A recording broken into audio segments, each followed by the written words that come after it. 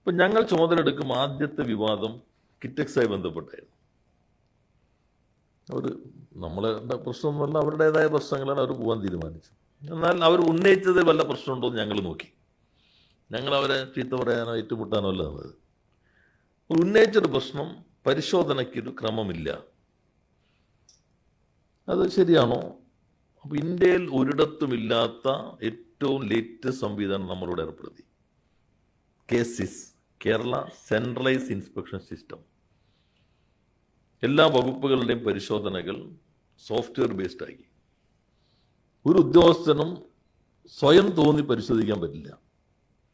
System നിശ്ചയിക്കുന്ന പോലെ പരിശോധന കഴിഞ്ഞാൽ 48 മണിക്കൂറിനുള്ളിൽ റിപ്പോർട്ട് അപ്ലോഡ് ചെയ്യണം. അപ്പോൾ വിമർശനത്തിൽ കാര്യം ഉണ്ടെങ്കിൽ നമ്മൾ നോക്കാം. പക്ഷെ അതുകൊണ്ട് പോകേണ്ട ഒരു കാര്യം ഉണ്ടായില്ല, പോയിട്ടില്ല.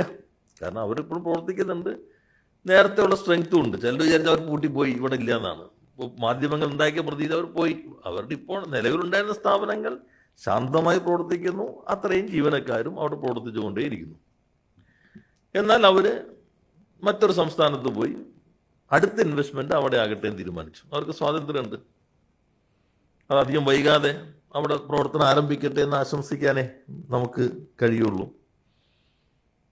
പക്ഷെ അവർ പറയും അതൊരു 10,000 പേര് ഇപ്പോൾ അടുത്ത വർഷമോ 2 വർഷം കൊണ്ടോ അവിടെ ജോലി വരായിരിക്കാം.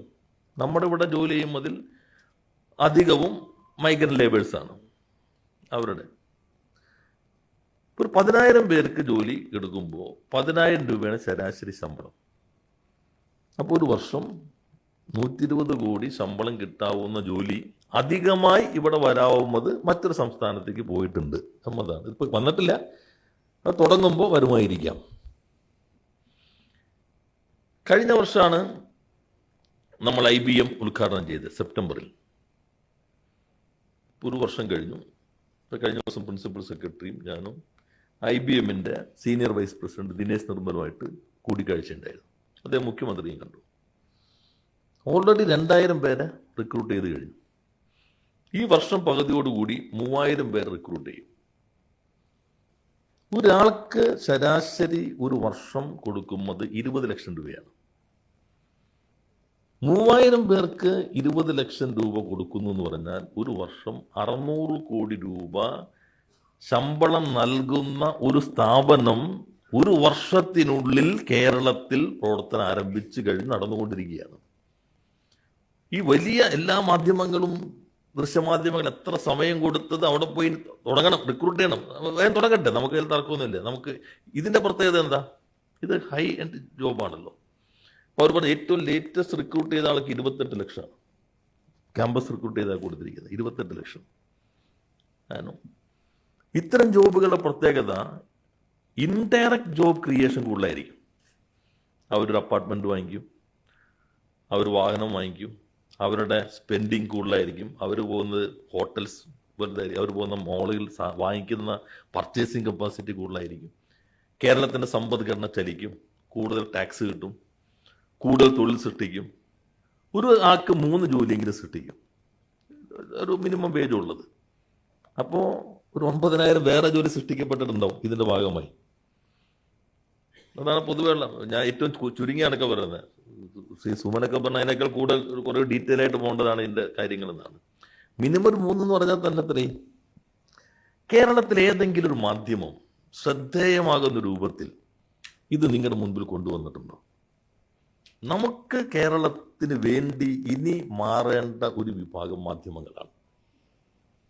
ഈ പോസിറ്റീവ് കാര്യങ്ങൾ ഇത് നോക്കും, 600 കോടിയാണ്. ഇത് അദ്ദേഹം തന്നെ പത്രസമ്മേളനത്തിൽ എല്ലാവരോടും പറഞ്ഞു. ഞാനപ്പോൾ ഇരുന്നിട്ട് കൂട്ടി ഇതിങ്ങനെ നോക്കി, 3,000 × 20 ലക്ഷം 600. അപ്പോൾ ഞാൻ മറ്റെൻ്റെ മനസ്സിലുണ്ട് 10,000 വരാൻ പോണത് എത്രയുണ്ട് നോക്കിയപ്പോൾ 120 കോടി. എത്ര വ്യത്യാസമുണ്ടെന്ന് നോക്കി. പിന്നെ ഇത് ഇവിടെ തന്നെ ചേരും. അതിൽ തന്നെ അദ്ദേഹം പറഞ്ഞു, ഈ ഫ്രഷ് റിക്രൂട്ട്സ് കൂടാതെ വന്നവരിൽ മിക്കവാറും മലയാളികൾ മറ്റിടങ്ങളിൽ ജോലി ചെയ്യുന്നവരാണ്. അമേരിക്കയിൽ ജോലി ചെയ്ത ചെറിയ നമ്പറുണ്ട്, ബാംഗ്ലൂർ, ഹൈദരാബാദ്, അഹമ്മദാബാദ് അവിടെ ഉള്ളവരുണ്ട്. ഒരു വർഷത്തിനുള്ളിൽ അവർ പറഞ്ഞ് ഫാസ്റ്റ് ഗ്രോവിങ് ലാബാണ് IBM-ൻ്റെ ലോകത്തിലെ. അവർ പറഞ്ഞത് 2 പ്രൊഡക്റ്റുകൾ ഒരു വർഷത്തിനുള്ളിൽ അവർ ഡെവലപ്പ് ചെയ്തു. അതിലൊരെണ്ണം ലീഡ് ചെയ്യുമ്പോൾ അതൊരു ഫ്രഷ് റിക്രൂട്ടാണ്, മലയാളിയാണ്, ഒരു ചെറുപ്പക്കാരൻ. ഫേസ്ബുക്കിൻ്റെ തന്നെ 6 പേരിൽ ഒരാളായിട്ട് അദ്ദേഹമാണ് പങ്കെടുത്തത്. ഇതൊക്കെ ശരിക്കും വളരെ ന്യൂസ് വാല്യൂ ഉള്ളതാണ്. കൊച്ചിയിൽ നിന്ന് ഒരു ചെറുപ്പക്കാരൻ നേതൃത്വം നൽകുന്ന ടീം ടാറ്റ എയർലൈൻസ്, ലോകത്തിലെ ഏറ്റവും കൂടുതൽ വിമാനങ്ങളുടെ സംവിധാനമാണ്. അവരുപയോഗിക്കുന്ന പ്രൊഡക്റ്റ് കൊച്ചിയിൽ ഒരു മലയാളി IBM-ന്റെ ലാബിൽ വികസിപ്പിച്ചെടുത്ത് വലിയ തോതിൽ പോകുന്നു. ഒരു പേജൊക്കെ കൊടുക്കാം, വേണമെങ്കിൽ ചാനലുകൾ കുറച്ചും കൂടി എയർ ടൈം കൊടുക്കാവുന്നതാണ്. ഇത് കേട്ടാൽ ആളുകൾ, ഇപ്പൊ IBM വന്നതിന് ശേഷം മറ്റാളുകൾ വന്നുകൊണ്ടിരിക്കുകയാണ്. ഞാൻ IBM മാത്രം പറഞ്ഞു, ഇപ്പോൾ ടാറ്റ ലെക്സിയുടെ ഞാൻ പറഞ്ഞിട്ടില്ല, ഒറ്റ കമ്പനിയുടെ കാര്യം പറഞ്ഞേക്കണേ. ചിലർക്ക് ഇവിടെ ബീഡിക്കടയും പെട്ടിക്കടയും ബാർബർ ഷോപ്പ് മാത്രമല്ലേ വന്നിട്ടുള്ളൂ. ഇതാണ് ഒരു കേരള വിരുദ്ധതയുടെ ആളുകൾ ഇവിടെയുണ്ട്. അപ്പൊ ഇത് നാടിന്റെ മുൻപ് ഒരു കമ്പനി ഞാൻ പറഞ്ഞേക്കണേ, ഇതുപോലെ എടുത്തു പറയാതെ കുറെ കമ്പനികളുണ്ട്, അതിലേക്കൊന്നും പോകുന്നില്ല. ഒറ്റ കമ്പനി കൊണ്ട് തന്നെ ഈ പോയതിന്റെ ഒരു 3 ഇരട്ടിയോളം വരുന്ന ശമ്പളമുള്ള തൊഴിലുകൾ ഇവിടെ സൃഷ്ടിക്കപ്പെട്ട് കഴിഞ്ഞിരിക്കുന്നു. ഇപ്പൊ നല്ല മാറ്റം വരുന്നു എന്നതാണ് ഇത് തെളിയിക്കുന്നത്. അപ്പൊ അവർ തന്നെ ഒരു AI ഹബ്ബാക്കി, IBM തന്നെ ഒരു AI ഹബ്ബിനുള്ള ശ്രമത്തിലേക്കാണ് പോകുന്നത്.